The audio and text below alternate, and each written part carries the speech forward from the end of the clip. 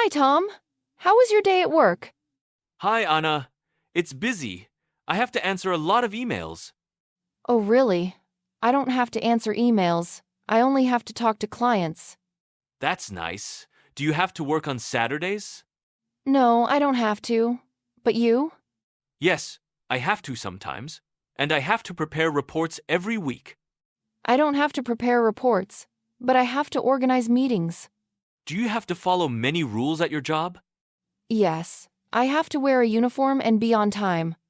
I don't have to wear a uniform. That's good. Yes, some rules are easier than others. True. I have to finish my tasks before I leave. I understand. I don't have to finish everything. I can continue tomorrow. Wow, that's nice.